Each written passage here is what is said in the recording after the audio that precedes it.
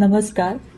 पुण्यामधील एका बहुराष्ट्रीय कंपनीमध्ये त्यांचं जे रेस्टरूम आहे ते एका विशिष्ट समाजाच्या धार्मिक विधीसाठी वापरलं जातं आणि त्यावेळेस इतर कंपनीतल्या कर्मचाऱ्यांना ते रेस्टरूम वापरण्यास बंदी घालण्यात येते. अशा प्रकारच्या खूप साऱ्या तक्रारी माझ्याकडे आल्या आणि त्याबद्दल मी माननीय पोलीस कमिशनर यांना या संबंधीचं एक पत्र पाठवलेलं आहे. त्यांच्याशी मी चर्चा केलेली आहे. अशा पद्धतीने जर एका कंपनीमध्ये अशा पद्धतीचं रेस्टरूम फक्त एकाच समाजाच्या धार्मिक विधीसाठी वापरलं जात असेल आणि कंपनीच्या इतर कर्मचाऱ्यांना तिथे जाण्यास मज्जाव होत असेल तर पोलिसांनी तिथे निष्पक्षपणे कुठलाही भेदभाव न करता याची चौकशी करावी आणि तात्काळ याच्यावर कारवाई करावी हे या पत्राद्वारे मी पोलीस कमिशनरांना सांगितलेलं आहे. लगेचच त्यांनी तात्काळ ही कारवाई करून त्याचा अहवाल द्यावा ही विनंती. जय हिंद, जय महाराष्ट्र. नमस्कार.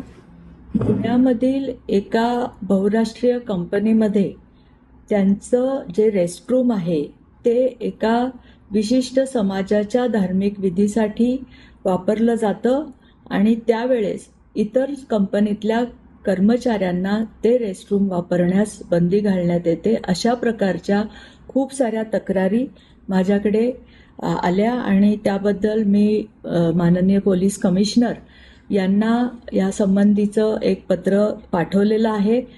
त्यांच्याशी मी चर्चा केलेली आहे. अशा पद्धतीने जर एका कंपनीमध्ये अशा पद्धतीचं रेस्टरूम फक्त एकाच समाजाच्या धार्मिक विधीसाठी वापरलं जात असेल आणि कंपनीच्या इतर कर्मचाऱ्यांना तिथे जाण्यास मज्जाव होत असेल तर पोलिसांनी तिथे निष्पक्षपणे कुठलाही भेदभाव न करता याची चौकशी करावी आणि तात्काळ याच्यावर कारवाई करावी हे या पत्राद्वारे मी पोलीस कमिशनरांना सांगितलेलं आहे. लगेचच त्यांनी तात्काळ ही कारवाई करून त्याचा अहवाल द्यावा ही विनंती. जय हिंद, जय महाराष्ट्र. नमस्कार. पुण्यामधील एका बहुराष्ट्रीय कंपनीमध्ये त्यांचं जे रेस्टरूम आहे ते एका विशिष्ट समाजाच्या धार्मिक विधीसाठी वापरलं जातं आणि त्यावेळेस इतर कंपनीतल्या कर्मचाऱ्यांना ते रेस्टरूम वापरण्यास बंदी घालण्यात येते. अशा प्रकारच्या खूप साऱ्या तक्रारी माझ्याकडे आल्या आणि त्याबद्दल मी माननीय पोलीस कमिशनर यांना या संबंधीचं एक पत्र पाठवलेलं आहे.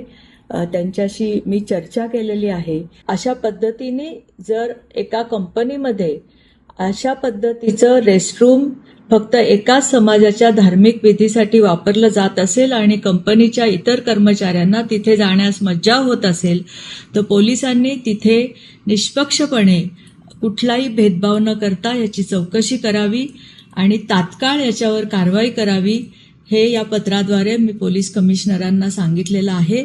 लगेचच त्यांनी तात्काळ ही कारवाई करून त्याचा अहवाल द्यावा ही विनंती. जय हिंद, जय महाराष्ट्र.